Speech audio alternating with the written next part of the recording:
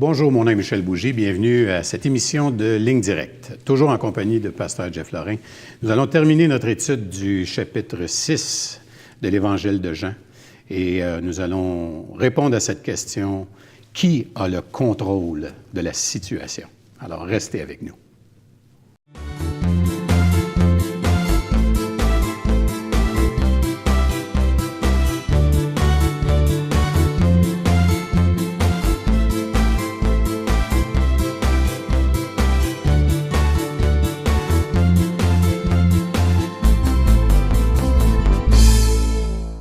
Bonjour, Pasteur Jeff. Bonjour, Michel. Toujours en forme? Ça continue d'être en forme. Écoute, tout va bien. On est là. Hein? On est là. Nous sommes là. Alors, pour une autre émission, et puis comme le Seigneur nous le demande, oui. notre tradition, je vais te demander de prier pour les autorités. Seigneur, c'est sûr que devant les médias, devant les lobbies, devant toutes ces choses qui manœuvrent, Seigneur Dieu, on a l'impression d'être sans voix, que la démocratie est une grosse farce, et que ça pourrait devenir dangereusement frustrant. Mais tu nous dis dans ta parole que tu tiens le cœur du roi entre tes mains comme un courant d'eau. Tu le fais aller d'un côté ou de l'autre. Alors, Seigneur Dieu, tu nous as donné ce pouvoir, cette autorité d'aller dans ta présence pour intercéder. Car c'est toi qui règnes au-dessus de tous les rois de la terre. Tu es le Seigneur des seigneurs, le roi des rois. Alors, on veut te remettre, Seigneur Dieu, nos dirigeants, afin que tu mettes ta crainte dans leur cœur, que ce soit au niveau fédéral, provincial, municipal, que ce soit dans les cours, les tribunaux, que tu puisses mettre encore une fois cette crainte de toi, Seigneur Dieu, ce respect de ta parole comme principe gouvernant. Seigneur Jésus, bénis notre pays encore une fois, bénis-le, nous te le demandons. Annule le mauvais conseil, bénis le bon conseil, enlève les pommes pourrites et bénis et fortifie ceux qui ont de l'intégrité et qui marchent selon ton cœur. Nous te prions afin que tu agisses, Seigneur Dieu, sur notre pays, afin que notre frustration soit, on pourrait dire, démantelée, pour pas qu'on soit pris de murmures ou de négativité face à ces gens que souvent on trouve très incompétents. Mais, Seigneur Dieu, qu'on puisse savoir que tu es au-dessus d'eux et tu peux agir, afin qu'on puisse avoir recours à quelque chose, à quelqu'un de supérieur à eux. Agis, mon Dieu, et encore une fois, bénis notre pays. Accorde-nous ta parole. S'il vous plaît, Seigneur Dieu, instruis-nous par ton esprit au moyen de la parole de Dieu. Merci d'avance, Père, au nom de Jésus. Amen. Amen. J'espère que je n'ai pas été trop négatif face à nos autorités publiques. On les aime, on les bénit. Hey, hein? Tout à fait, tout à fait. Puis c'est un bon rappel, justement, qu'on doit honorer nos autorités, que souvent le cynisme puis le murmure, c'est pas une bonne affaire. Et d'avoir de ça qu'on a des moyens aussi, autant dans nos démocraties, d'utiliser ces moyens, de jamais oublier que quand c'est le temps de voter, de se rappeler. N'oublions pas. Non. Gardons un petit calepin pour les choses, surtout les promesses non tenues, les mensonges qui ont été dits, la corruption qui a été faite, et de prier que le Seigneur puisse appeler, inspirer des hommes et des femmes d'intégrité pour aller finalement dans ces fonctions très importantes de nos sociétés. Oui. Très important. Et puis après ça aussi, de garder en prière ces gens. Absolument. Parce que la prière a une grande efficacité devant Dieu. Il nous a donné ce pouvoir, il nous a donné cette autorité. Viens et fais-moi connaître tes besoins, les besoins de ton pays, les besoins d'hommes et de femmes d'intégrité. Parce qu'il n'y en a quand même pas beaucoup. C'est un milieu qui semble être assez... très restreint, hein? Oui, et corrompu, malheureusement. Puis moi, je pense vraiment que le Seigneur peut appeler quelqu'un à être en politique. Et ça peut être un appel pour servir Christ.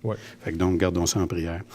Pasteur Jeff, récemment, je regardais une émission que tu faisais avec Régent Joly, et puis Aujourd'hui l'Espoir, que les gens peuvent accéder d'ailleurs en allant sur le site de toutchrétien.com.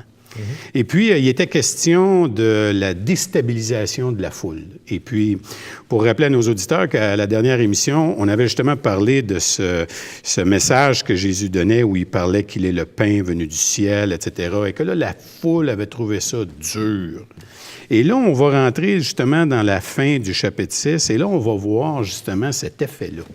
Oui, l'effet sur la foule, que Jésus leur propose non pas un pain qu'il leur avait donné la veille, concret, qu'ils pouvaient manger, et se servant encore une fois de leur condition humaine, condition de vie, donc la nourriture, pour leur montrer finalement qu'ils ont besoin d'une nourriture supérieure, donc à un autre niveau. Et il dit, c'est moi le véritable pain qui est descendu du ciel que le Père vous donne. Donc c'était ni la manne dans le désert, ni même le pain que je vous ai donné hier. Je vous donne maintenant ma vie. Et puis quand il parle de manger son corps et de boire son sang, c'est vraiment d'avoir part avec lui, de devenir une seule même vie avec lui. Le croyant le réalise lorsqu'il comprend, par le Saint-Esprit, qu'il comprend maintenant que Christ a été donné à sa place. Parce que c'est moi qui devrais être à la croix du Calvaire en train de mourir. Le salaire du péché, c'est la mort. Ma mort. Christ est mort de mon péché, qu'il a pris à son compte. Et donc, on devient comme une seule et même plante avec lui. Paul dit, ignorez-vous, vous tous qui avez été baptisés, que c'est en sa mort que vous avez été baptisés, pour prendre part en nouveauté de vie, à la sienne encore. Donc, sa mort devient ma mort, ma dette est donc payée, et cette nouvelle sorte de vie, elle est soutenue par sa justice et non plus par mon injustice d'avant que j'avais en Adam.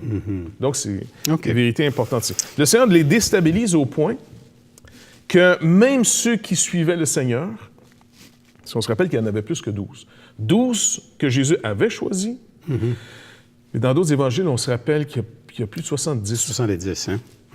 Donc, c'est 70 autres personnes qui suivent le Seigneur. C'est bien d'en sortir. Deux qu'on va retrouver plus tard, c'est lorsque Pierre, entre autres, à la veille de la Pentecôte, va prier et tirer au sort quelqu'un qui doit remplacer Judas. Il dit, on doit choisir quelqu'un qui a été témoin de toutes ces choses depuis le baptême de Jean le Baptiste. Donc, il devait peut-être être dans ce groupe qui est parti.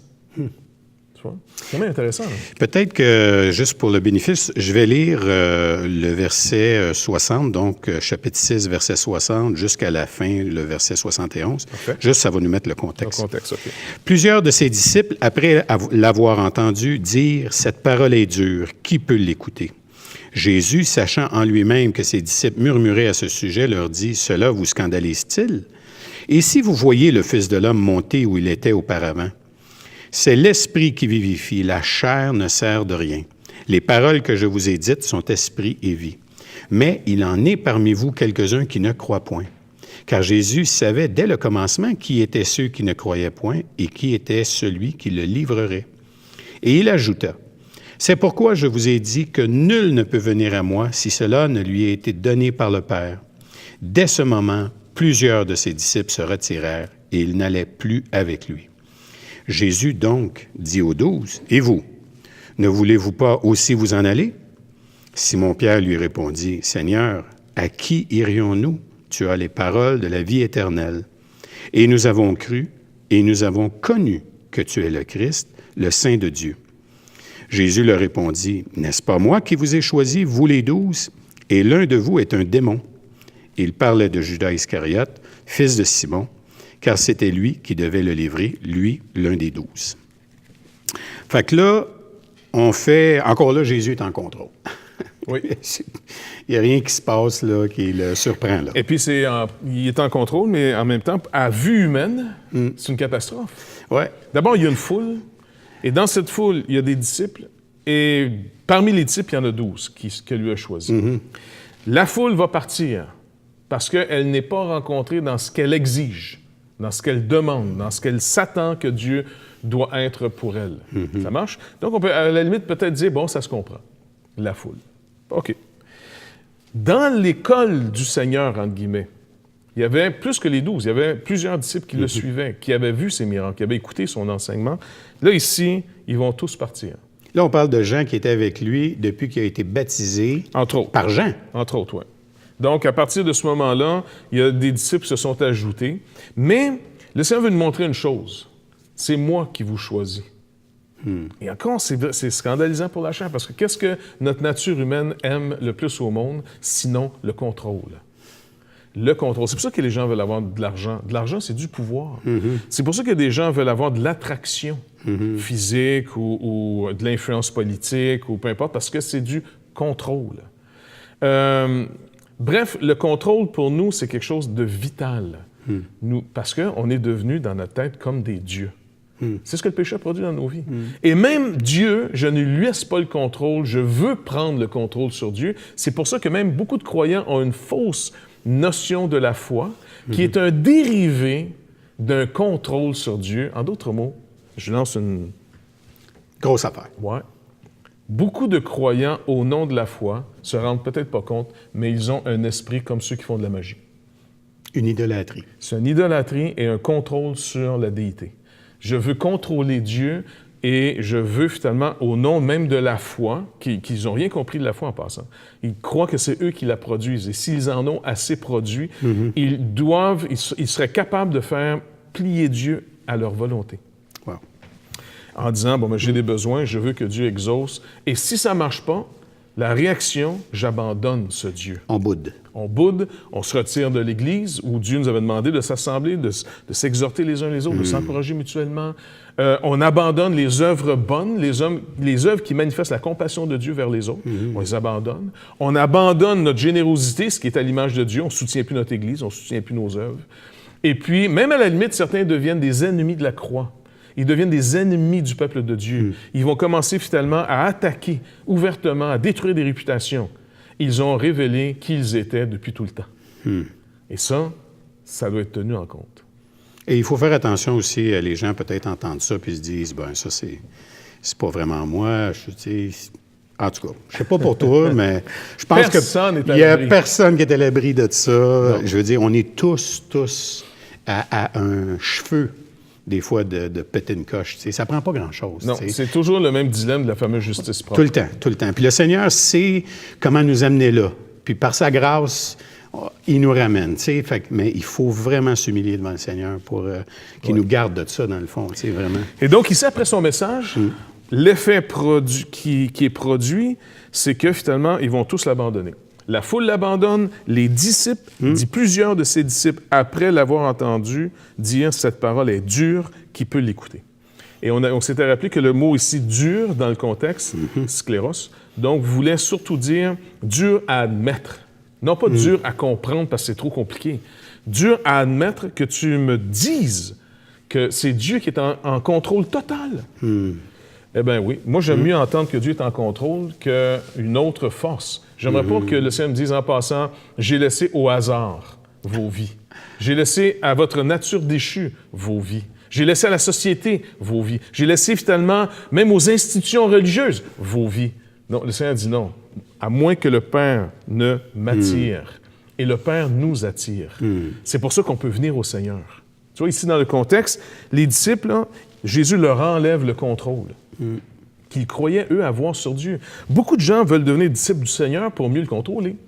Ah, tout à fait. C'est quand même incroyable. On est des control freaks. Ça, c'est sûr. Et on va s'arrêter là-dessus. On va aller à la pause. Puis en revenant, on va voir un peu là, comment ça se termine, le chapitre 6, entre autres, avec la réponse de Pierre. Et surtout, on va voir qui a le contrôle. Et on va voir qui a le contrôle. C'est rassurant. Oui, c'est rassurant. Alors, restez avec nous. On va être de retour tout de suite après.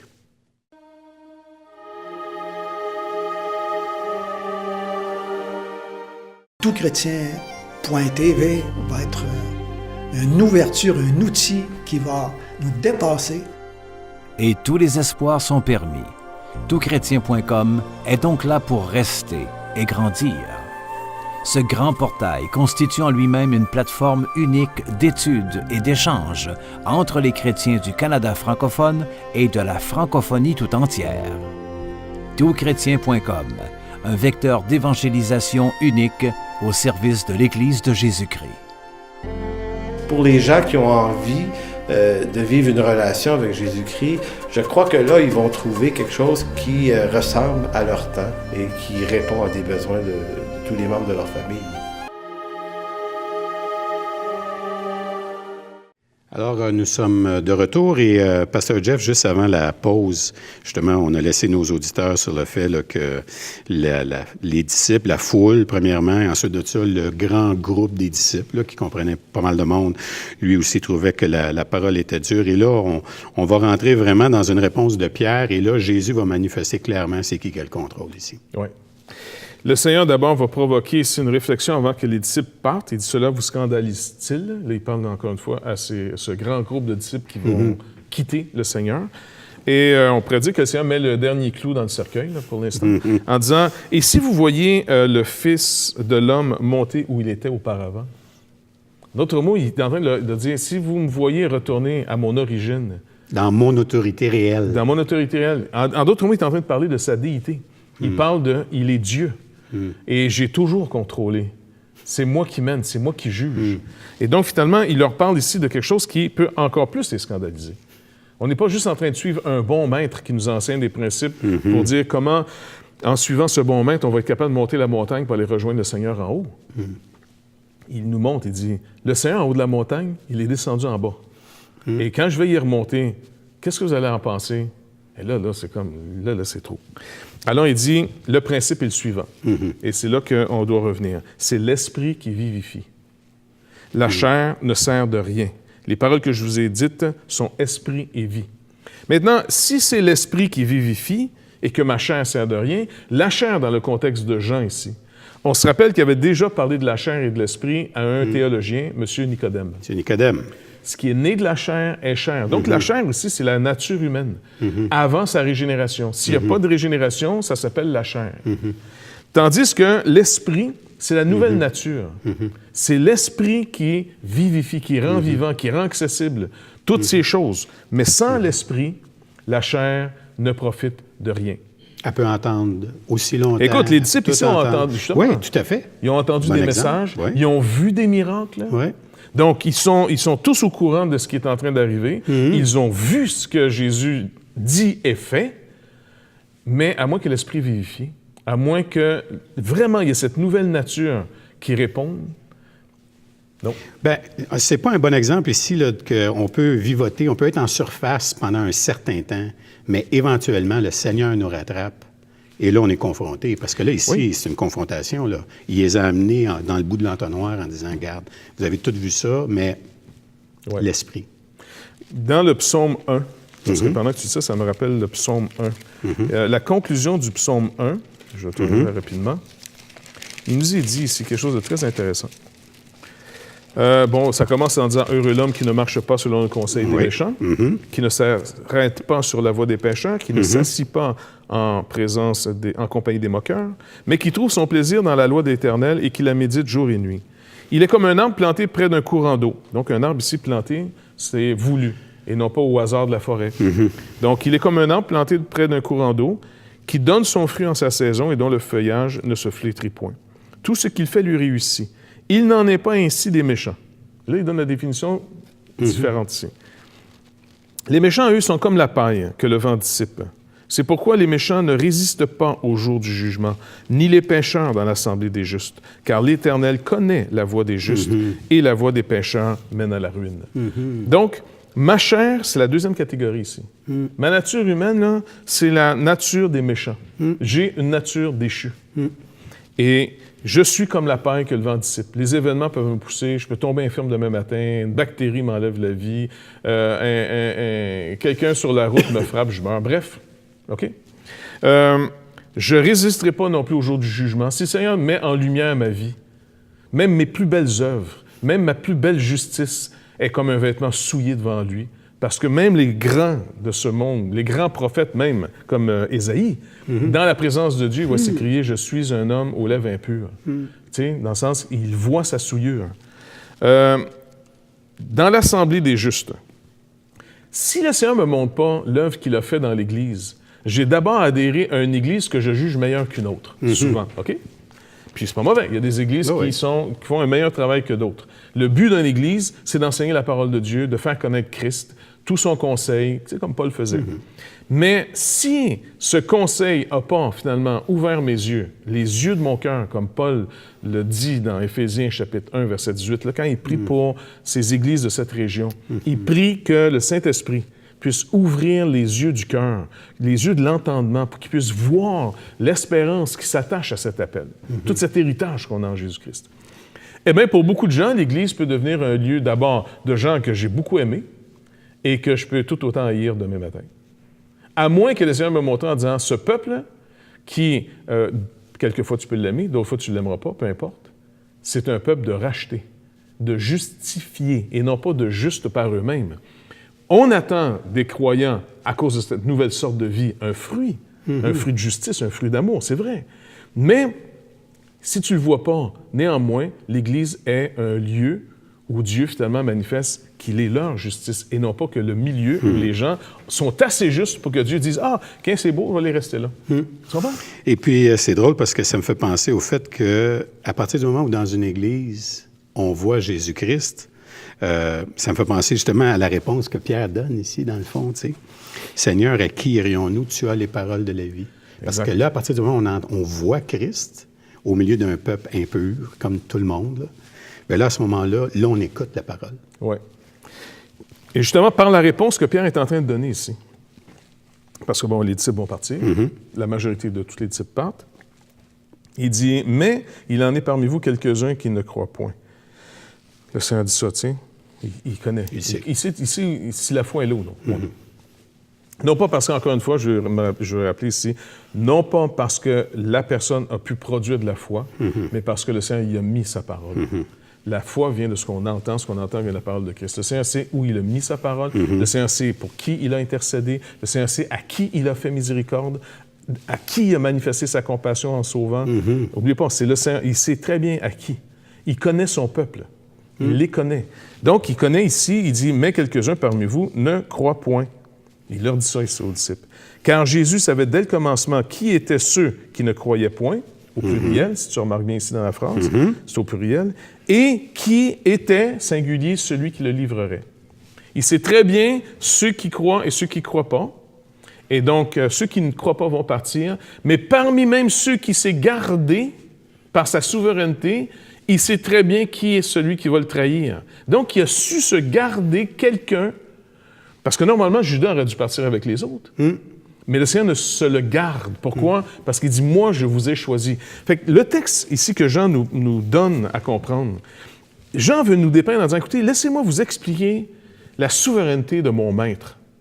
Il sait même se garder ses ennemis, parce que même le méchant est destiné à servir le Seigneur pareil. » Parce que ça, là, c'est incroyable quand il réfléchit, parce que quand le Seigneur il dit j'ai donné ma vie, vous ne l'avez pas pris, je l'ai donné. Bien, c'est à ce point qu'il s'est même choisi le gars par qui est venue la trahison. Exactement. Fait que quand on pense que le contrôle scandalise, ça, c'est le contrôle ultime. Oui. Et puis, il faut être scandalisé parce que c'est scandalisant. La chair, normalement, ne reçoit pas ces choses. Refuse à Dieu d'être Dieu. Là, c'est là que mon conflit vient d'être mis en pleine lumière. Est-ce que je permets, c'est même le mot est fort un peu, là, est-ce que je suis prêt à admettre maintenant, à fléchir le genou, que je ne suis plus Dieu de mon existence? Cette vie ne m'appartient pas. L'existence ne m'appartient pas. J'ai été créé et j'ai été sauvé pour la gloire de Dieu. Donc, je vais être le bénéficiaire. J'en bénéficie de manière incroyable.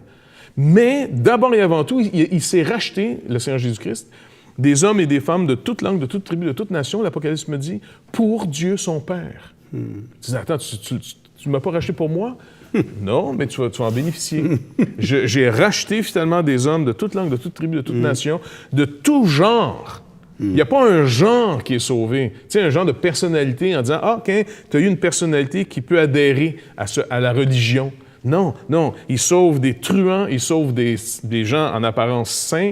Je veux dire, il y a un Nicodème et la Samaritaine et Marie-Madeleine qui était une prostituée possédée de 7 démons. Je veux dire, tous ces gens-là, Matthieu qui travaillait comme un traître pour les Romains puis qui volait les gens, Zachée qui avait été le chef quasiment de la mafia locale de la place. Bref, tous ces gens, des bons et des pas bons, des zélotes, des religieux, tous ces gens de toute langue, de toute tribu, vont finalement arriver devant Dieu et personne ne pourra devenir orgueilleux en disant « Moi, j'ai été différent, moi, j'ai choisi Jésus. » J'ai fait ci, j'ai fait ça, voici mes œuvres. C'est ça. Et donc, et puis même au-delà de mes œuvres, toute bouche va être fermée et on va avoir qu'une louange à sa grâce. On va reconnaître qu'il nous a fait grâce. Il a agi sur nous pour nous vaincre.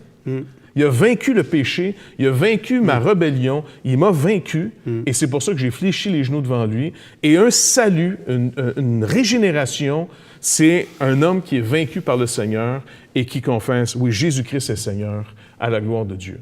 Et puis, ce Seigneur me fait la grâce de me donner la vie éternelle, de me pardonner ma rébellion contre lui. Et c'est pour ça que je crains des fois des mouvements qui essaient de tellement rendre l'Évangile favorable que finalement, on ne provoque pas les gens en disant « Non, à moins que le Seigneur t'appelle, tu ne répondras pas.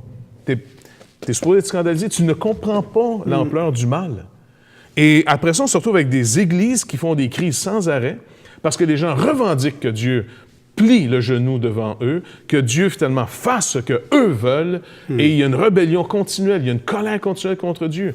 Et cette colère ne peut arrêter que lorsque le Saint-Esprit met sa main sur nous en disant « C'est assez. C'est assez maintenant. » Et là, il dit donc, personne ne peut reconnaître que Jésus-Christ est Seigneur si ce n'est par l'Esprit. Ici, il dit, c'est l'Esprit qui vivifie, la chair ne sert de rien. Donc, quel genre d'évangile on prêche? Quel genre d'évangile on a cru? Ça va être déterminé la manière qu'on va vivre après. Ça, je pense que c'est deux bonnes questions sur lesquelles on va se laisser aujourd'hui.